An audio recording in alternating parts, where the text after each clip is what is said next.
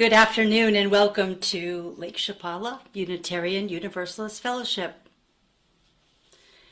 I'm Reverend Mary Doane, serving as today's service associate, along with Sandy Wallen assisting.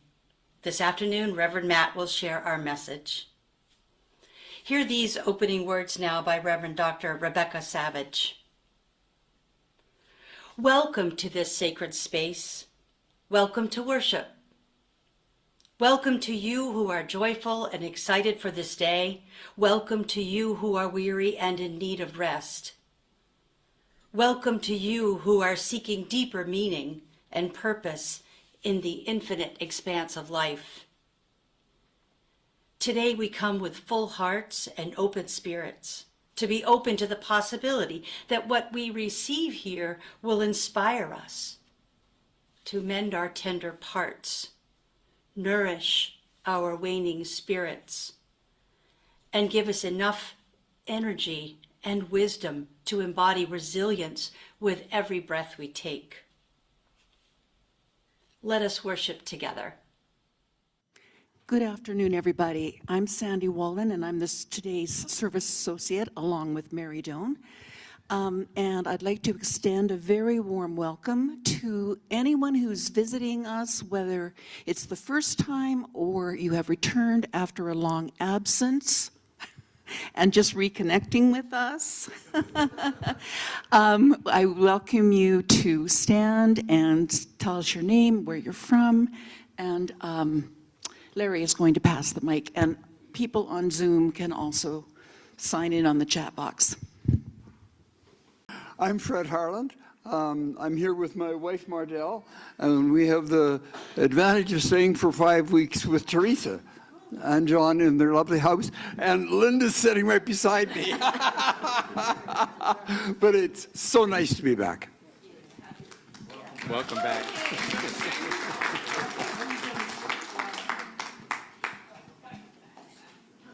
Hi, good morning. My name is Gwen. My husband Dave, we came today for the first time.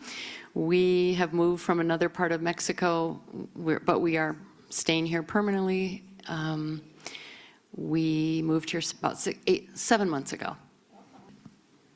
Good morning. My name is Jan Crowley. I just arrived from freezing Toronto, Canada. And everyone here keeps telling me how cold it is, but I am so warm and have been so warmly welcomed here. I can see why you all love this place. It's my first time in Ajijic, and it's very special, as everybody told me it would be.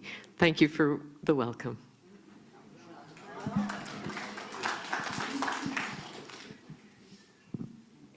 Any visitors or new or returning people on Zoom today?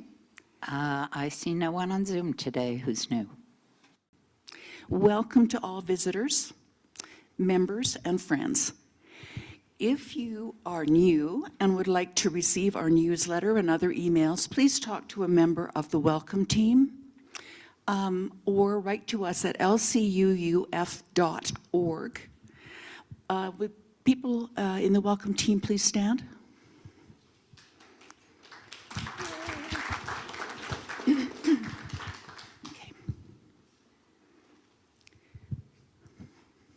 Our chalice lighting words today are by Reverend Michelle Collins.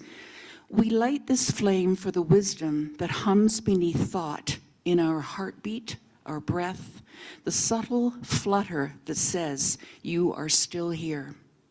We light this chalice to remember resilience begins in the body's quiet language, whispering us along.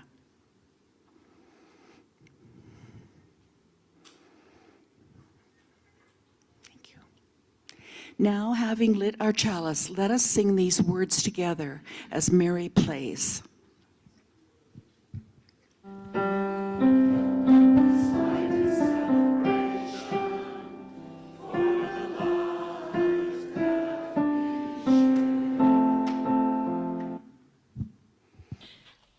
Let's honor the fact that we are a community gathered here. A community made up of individual people that we honor and value. I invite you to rise as you are willing and able and greet those around you. Just a brief hello, maybe a glad you are here. We'll take just a minute to greet each other.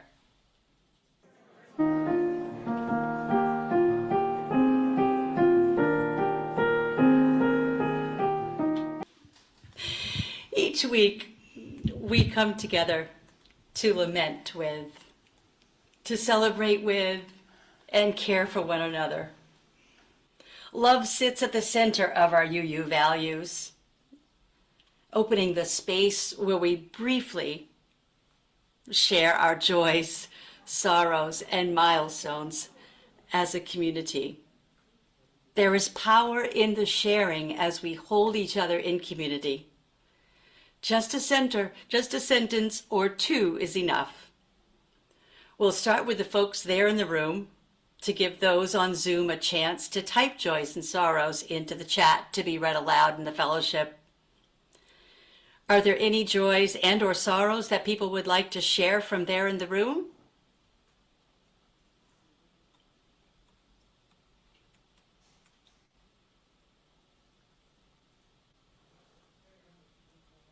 Medis, whose birthday is tomorrow. And do you want to say the age? How old you are? No, you say it.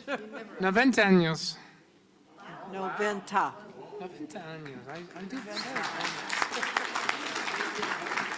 Thank you. Linda Jessen, so happy to be here. Thank you. And my friend, one of my closest friends, her husband passed away last week, so. Hi, it's Paula. I have a joy. We are a growing community. We welcome 3 new members today. Louise, Nancy, if you'd stand up, Nancy and Terry. Yes, so welcome.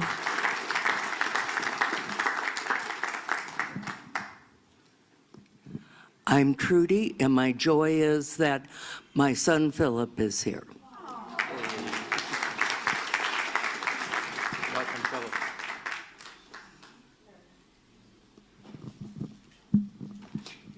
I'm Jim Wilson, and I have a friend who is suffering from mesothelioma, and I talk about UU all the time, so she asked me if I would ask the congregation to pray for her.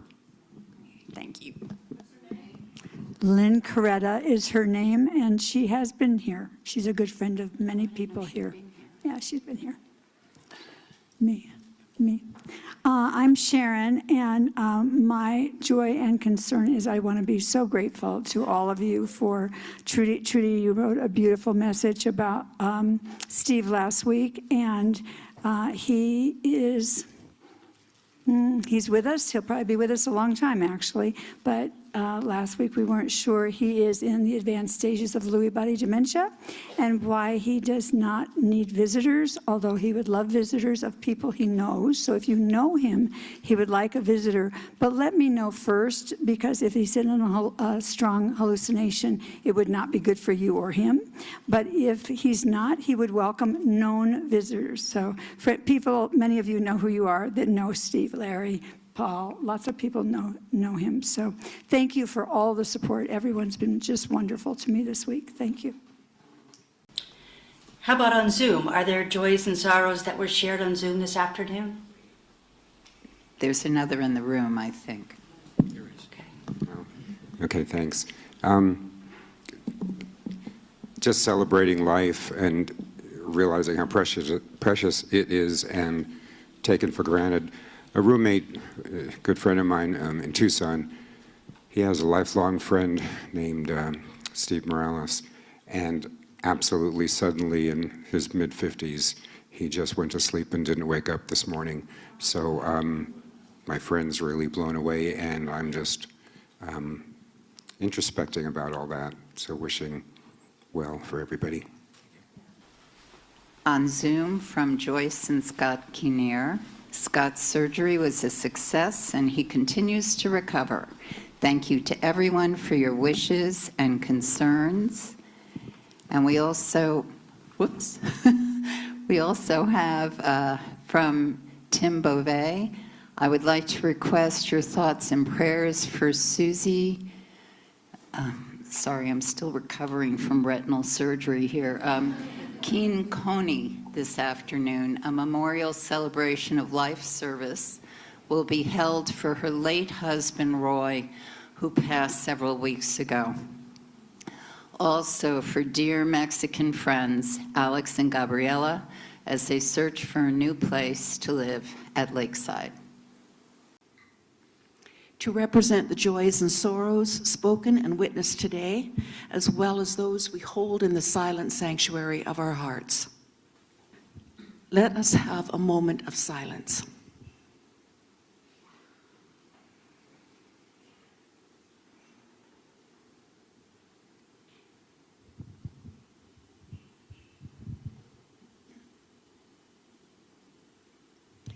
As we know, the work of our fellowship within these walls and beyond takes our time, treasure, and talents. The offering we take each Sunday is an opportunity to recommit to this place and to these people. It is a reminder that that form of love we call generosity. It is how we show that we believe it is important to worship together, to help our community, and to say yes to the values of our faith. Please know that we support 6 charitable organizations here at Lakeside, which receive this money collected at our services. For February, we are highlighting Asociación Pro Mexico. The description is on the monitor. As we pass the baskets, if you are new here today or if you're struggling to keep things together, please let the basket pass you by. Your presence is more than enough and is a gift to us. This morning's offering will now be given and received in the spirit of grateful fellowship.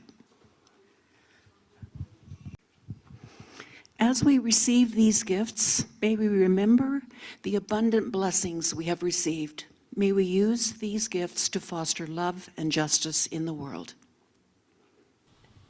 Our first hymn is Just as Long as I Have Breath.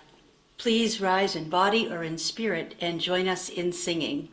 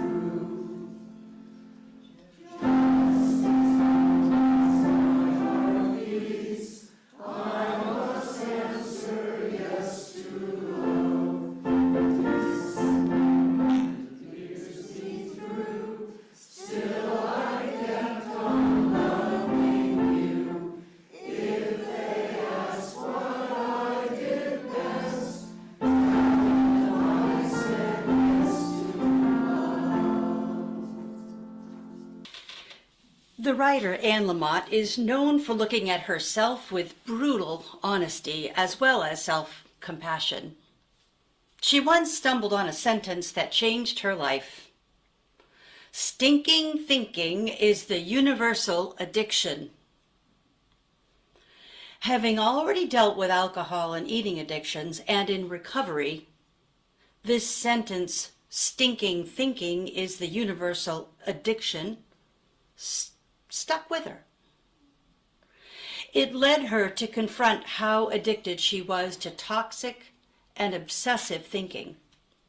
She reworked the widely used Alcoholics Anonymous 20 questions list Quite simply, she substituted the word thinking for the word drinking.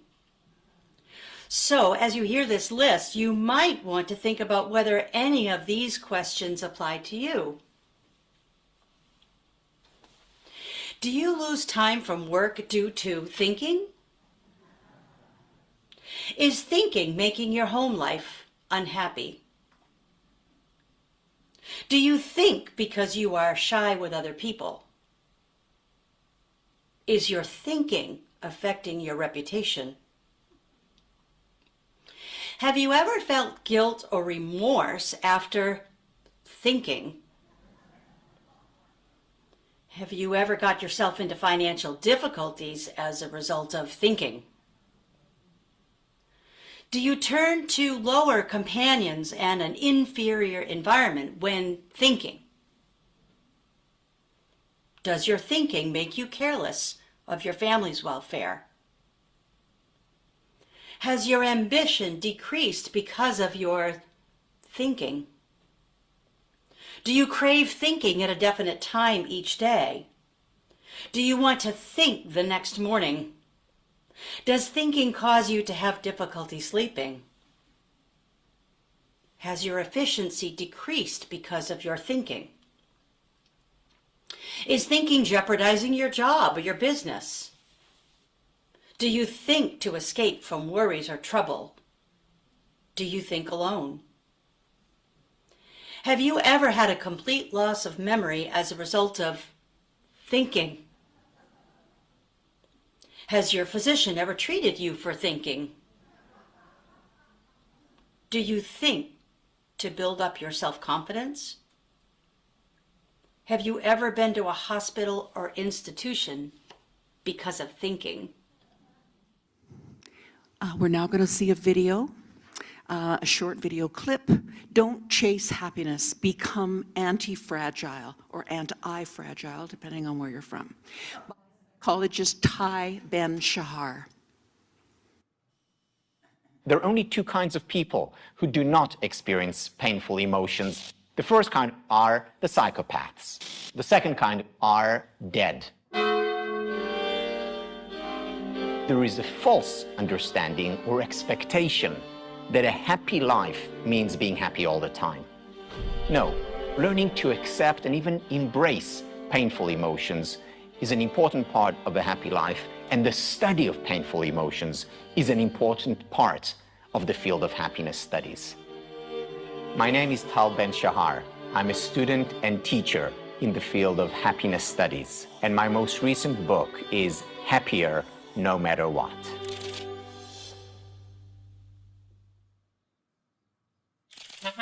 There is a very important concept that was introduced by Nassim Taleb, and that is anti-fragility. Anti-fragility is essentially resilience 2.0. Resilience 1.0 is when we put pressure on a system. After the pressure is lifted, that system goes back to its original form. Anti-fragility takes this idea a step further. You put pressure on a system, it actually grows bigger, stronger. We see anti-fragile systems all around us and within us. For example, our muscular system. We go to the gym and we lift weights. We're putting pressure on our muscles. What happens as a result? We actually grow stronger. We're an anti-fragile system. On the psychological level, you know what that's called? PTG, post-traumatic growth. So where post-traumatic stress disorder, PTSD, is about breaking down, post-traumatic growth is about growing stronger. As a result of pressure, stress, it's anti-fragility. The role of the science of happiness is to teach us what conditions we can put in place to increase the likelihood of growing from hardship. And so a little time for meditation. And some of you may know this. It was certainly my experience when I started meditating well over 2 decades ago, that the sort of understanding about meditation is that you needed to be in a proper place to be able to meditate. You meditated, you tried to set aside maybe a space in your house. It needed to be quiet. Or maybe you went to some space in nature, the mountaintop or whatever, to meditate. The implication was that things had to be just right to have effective meditation. And that when your mind failed you in meditation, when the mind began to wander, then you weren't meditating, you were failing at it. It was not good. And I think the understanding, and this may have been a Western misinterpretation of what the ancients and the Easterns understood in this idea. At least that's my thinking. Certainly, I meditate differently these days, and I invite you into a space of meditation that, even surrounded by noise, even surrounded by discomfort, even in a room that may be too warm or too cool, depending on where you're from, even with a mind that is running on and thinking all of these extraneous thoughts, we still can be in a place of meditation. And so for just a couple of minutes, I want to invite us into this kind of meditation, this kind of, resilient meditation, where we can, even in the face of all of these disturbances, come back to whatever it is we are meditating on, maybe the breath, maybe just a rather calm mind, maybe just what is around us. So, if you haven't done it already, you might just get comfortable, soften or close your eyes, and just for a couple of minutes, sit and see what resilient meditation feels like.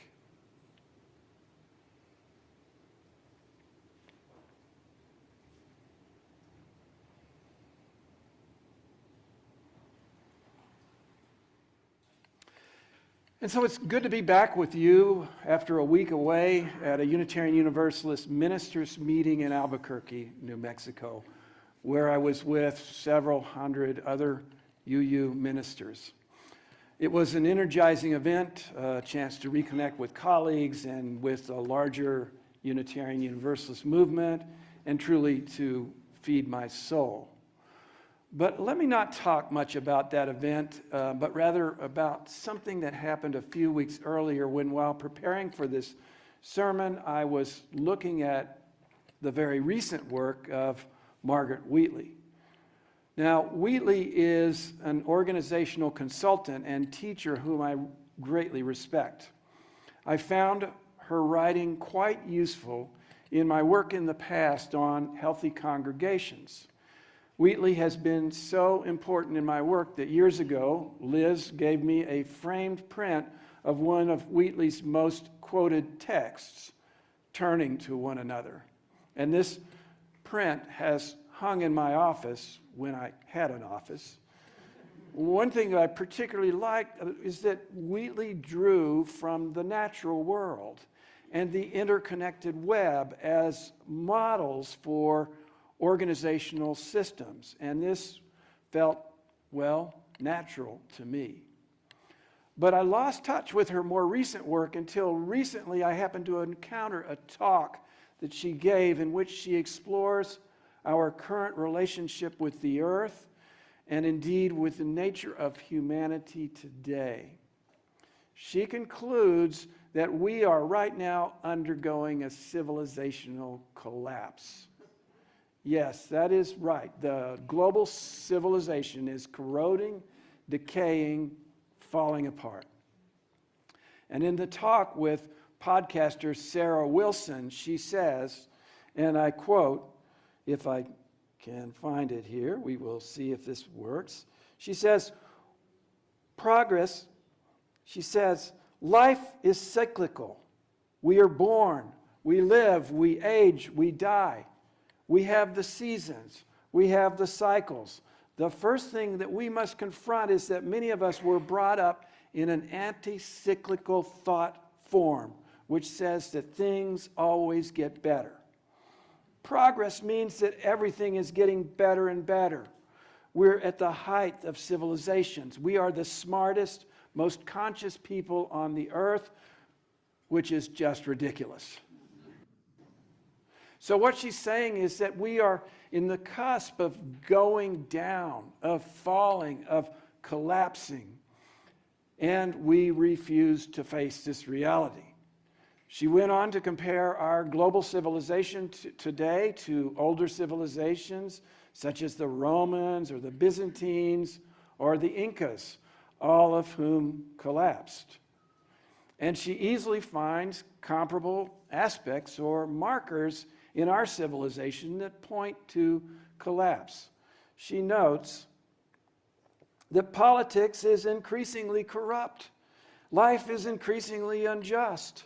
A cabal of insiders accrues wealth and power at the expense of ordinary citizenry, fostering a fatal opposition of interests between the haves and the have-nots. So not only is collapse imminent, but it is likely to be global because we are in a globally interconnected civilization. The whole world as we know it is going down. Now, when I heard this, I began to go through all those classic stages of grief all at once: shock, anger, denial, acceptance. I mean, how could a person who I so respected so much, who I looked up as a thought leader, say things like this? How could she just give up, lose hope? I had to pause. After all, as a minister, I'm kind of in the hope business. We truck in hope. At the ministers' conference this last week, one of my minister colleagues spoke of having to go down into the hope mine week after week with pick and shovel to dig up hope and bring it back to share with the congregation on Sunday. But what do we do when the vein of hope runs out? When down in the hope mine and we have nothing to bring up, nothing to give? Because as much as all of us want to bring a saving message on Sunday, sometimes the message just cannot be hopeful. Sometimes the hope is not there, and to pretend it is would be a lie. So without hope, what do? Many of us, you and me, find ourselves mired in unhelpful and unhealthy thinking. Stinking thinking, as Anne Lamott calls it. We ruminate, we ponder what could have been, what we could have done differently. Or we ponder the future and imagine all the horrible outcomes before us. Maybe we author stories of dystopian sci-fi in our own minds. Stinking thinking. We continue to turn to the bottle of social media, drinking down despair, gulping rage, and sipping sadness. Or we fabricate false hope, unfounded optimism. Oh, sure, everything will be all right, we say, performing a kind of spiritual bypass on our emotions. We avoid painful emotions. Let's look on the bright side, we tell each other in ourselves. And our technology will certainly get us through all this. I mean, look at what AI is doing. Transhumanism. Life extension technologies. We'll join our billionaire friends and go to Mars. The possibility is progress onward and upward forever. But Wheatley is not willing to offer false hope, if that's all she's got to offer. She says the reality has to be more than that. She points out, as David White says, the poet, if you think that life is always improving, you're going to miss half of it. So in her view, we need to accept, even embrace the reality of decline and collapse as part of the overall cyclical nature of everything alive, including cultures and civilizations. I mean, look, we accept, most of us, the reality that as human beings, we decline physically and mentally, and then we die. Why not the same for civilizations? Why don't we accept the same decline there? And that's what Wheatley was saying. So what might we do to confront this possibility? Well, from the psychological world, we might consider the idea of anti-fragility. We heard Tal Ben-Shahar, the researcher, talk about this earlier. And this is the idea that all of these assaults, all of this pain, is merely something that we can bounce back from, and it could actually make us stronger. So when we practice anti-fragility, we actually engage some of the things that cause us pain, but carefully. So one example might be to read one deep, well-researched article or book on civilization collapse, for example, rather than watching a dozen YouTube videos by random unknown influencers. Or make sure our lives are broad, with many diverse activities, so that if one area gets hammered, you've got other areas to fall back on. We've got other areas. So if, for example, somebody's identity is wrapped up in their job, and an AI takes that job, makes it redundant, they're in far greater trouble than if they have many identities with family, with friends, with hobbies, maybe hobbies that could become side jobs. This diversity helps us come back stronger from adversity. Or focus your attention on the larger picture. Comedian Pat Holmes gave an example of a delayed airplane flight. He says,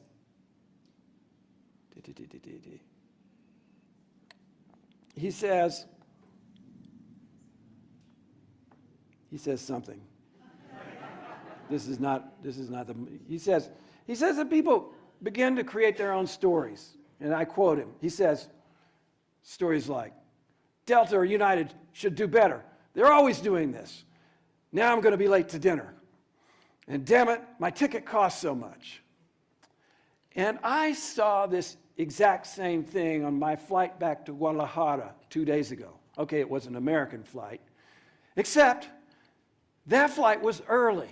And the guy across the aisle from me was complaining that it wasn't early enough. I kid you not. So instead of that, Holmes says, resist nothing. Learn to say yes to what is. And then he points out this, and this is exactly about anti-fragility. You can only change through suffering.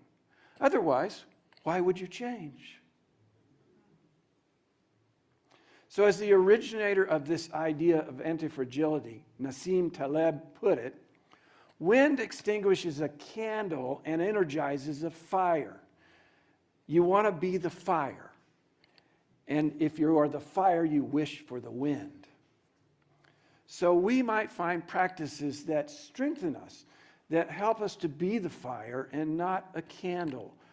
And so that if the wind comes along, we are in fact energized and strengthened and not blown out. But here's the thing. I want us to be careful and not assume that anti-fragility or any resilience practice is something that we do alone. Let me find this quote. Yes, there. So the writer, Soraya Chemaly, says, in spectacular arrogance, our mainstream vision of resilience encourages us to ignore, minimize, and even punish the desire for our greatest resilience assets: interdependence, creative versatility, and shared care. Instead of revealing our relationships to one another, she continues, our environments, and the systems we live in, this vision highlights and glorifies self-sufficiency, limitless positivity, and individual strength against all odds. It makes us less resilient, not more. End quote. So the message is part of being anti-fragile or resistant or resilient is to surround yourself with other people who can support you in the practice. People you can lean on and who can lean on you as needed. When the wind is too strong for your own fire, they can lend you their flame so you don't go out. And likewise, when they are overburdened with their own storms, you can give them your heat and light so that they can keep going. We all will suffer, but we don't need to suffer alone. Now, there's a deeper spiritual foundation to this psychological idea of anti-fragility, which I think the Buddhist teacher Pema Chodron illuminates best in her book, When Things Fall Apart.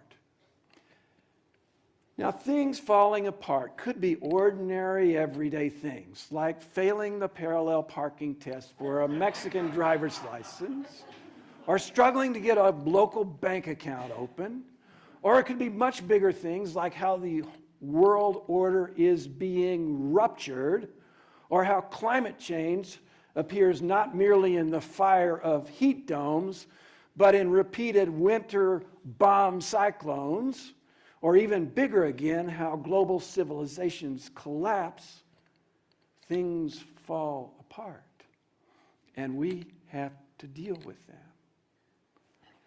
Chodron says,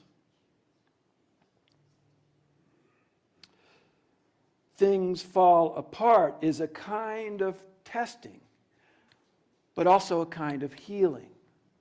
We think that the point is to pass the test or to overcome the problem, but the truth is things don't really get solved. They come together and they fall apart, and then they come together again and fall apart again. It's just like that. The healing comes from letting there be room for all this to happen. Room for grief, room for relief, room for misery, and room for joy. And in Chodron's view, that is what life is all about. It includes the grief, the misery, and the failure, and we have to make room for all of it. Otherwise, as David White said earlier, we miss half of it. And then Chodron tells us something surprising. Well, it's surprising for those of us who had a view of Buddhism based on movie scenes of California retreat centers full of lotus-legged meditators on their cushions, blissing themselves out on the path to awakening. No, she says the path to awakening is quite different. She says, to stay with that shakiness, to stay with a broken heart, with a rumbling stomach, with the feeling of hopelessness and wanting to get revenge, that is the path of true awakening. Sticking with that uncertainty, getting the knack of relaxing in the midst of chaos, learning not to panic, this is the spiritual path. And that, to me, is what is the key. To dwell in the uncertainty, to live with unknowing, even to embrace ambiguity. That's what resilience is all about. To remain loose, flexible, so that however the wind blows, we do not break. We can abandon hope if we must. We can also abandon despair at the same time and live in that uncertain in-between place. So the great Christian mystic Howard Thurman put it this way. Resilience is to watch the gathering darkness until all the light is swallowed up completely without the power to interfere or bring it to a halt. Then in that darkness to continue one's journeys with one's footsteps guided by the illumination of remembered radiance. So even in the darkness, there is a path, the path of true awakening. Things fall apart and they come back together again, and we live with that in a kind of equanimity, accepting that is what is right now. And here's what that means. It still means that we get up in the morning and we do what needs to be done in our lives and for the world. We care for ourselves, we care for our children, we care for our friends and our communities like this one. We make that daily phone call or text to a friend just to make sure they're okay. We go visit friends in the plaza. We do our weekly volunteer job at food bank to help prepare food dispensers. We contact our elected representatives to urge them on if they are doing good work or urge them to change if they are not. And we grieve at times, and we celebrate. And we let go of any worry or hope about the outcome. We know we're doing our best. And we know that things fall apart, and they come together, and they fall apart. And we stay with this uncertainty and shakiness. We don't let it get to us. Collapse may happen. I don't know. And it's big, and at some level, it doesn't really matter. Because we have our part to do in whatever form it takes. And we continue to get up each morning, and we do what needs to be done again and again and again. And we go on because we know we can. So our closing hymn is I Know I Can. So please rise in body or spirit and join us in singing.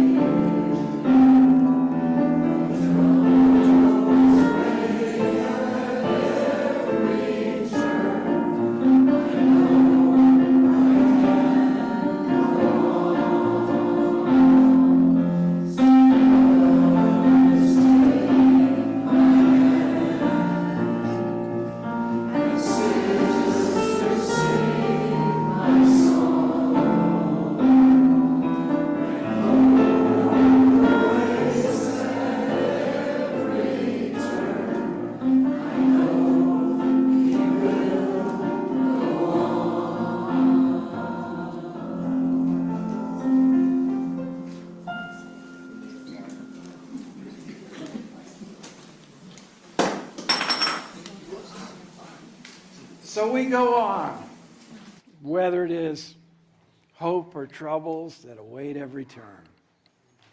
We know it doesn't really matter, for we are resilient, and we are surrounded by people we love and who love us. And together we set aside all thinking about outcome, and together we relax into the chaos. Together we live with uncertainty, and day by day, together, we do what needs to be done.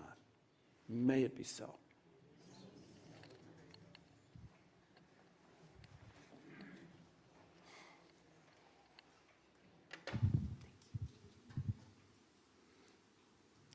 Let us extinguish our chalice with these words which we read together. We extinguish this flame, but not the light of truth, the warmth of community, or the fire of commitment. These we keep in our hearts and share with all the world. Our worship is over, our service begins. Go in peace and with a purpose. But before we leave, let's enjoy the postlude in silence.